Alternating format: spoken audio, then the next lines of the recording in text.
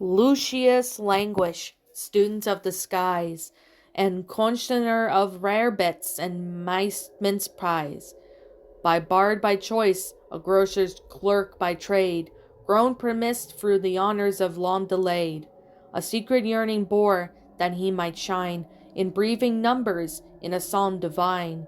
Each day his fountain pen was not one to stoop in oldie gringe or more about the shop.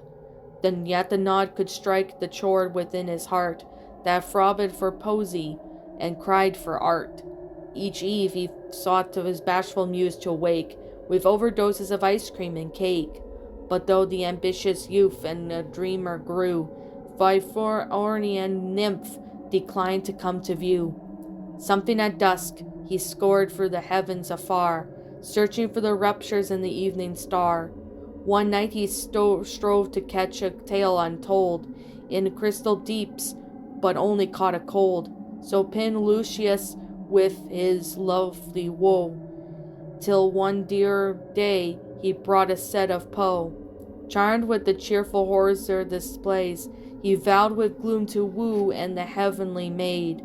Of ubbers tarn and yanked slope he dreams, and weaves of hundreds of ravens in his schemes.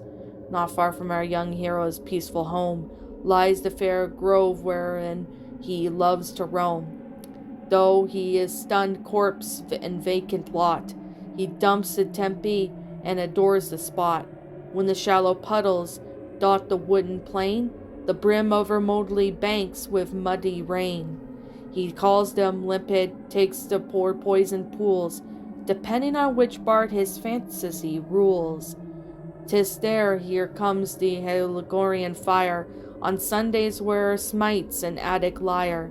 And here one afternoon he brought this to his gloom, resolved to chant in poet's lay of doom, Rosset Thesaurus, and a book of rhymes, provide the runs where hereon his spirit climbs. And with his grave retunet he trod the grove, and prayed that the fawns he might poet prove.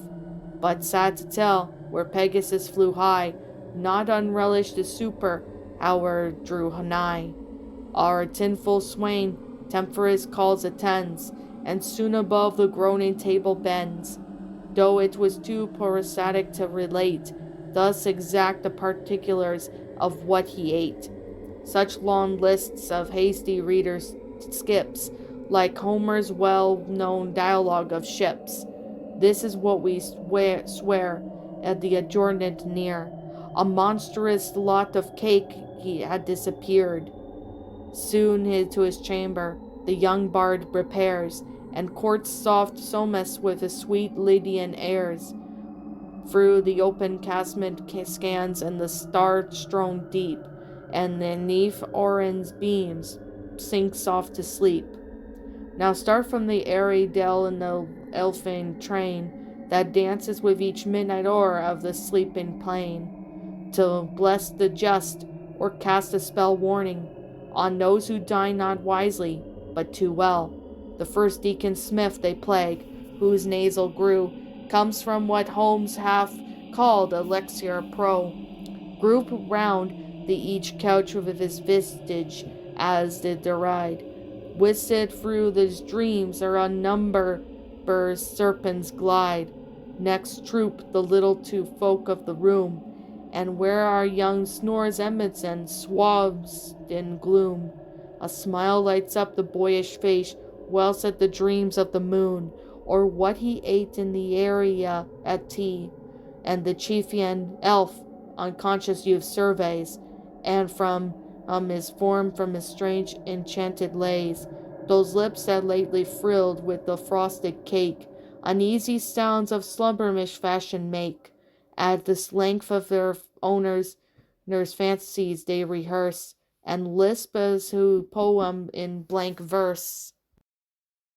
What's up, my pretties? It's the Lion Queen here. I want to appreciate you all for tuning into this video.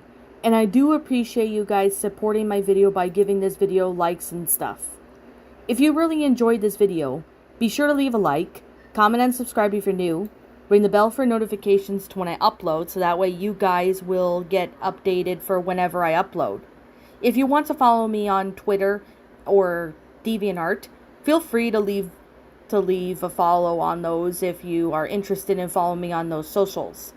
If you want to support my backup channel, known as Ms. Dark Shigo, feel free to subscribe to it, as a link to that will also be in the About page section.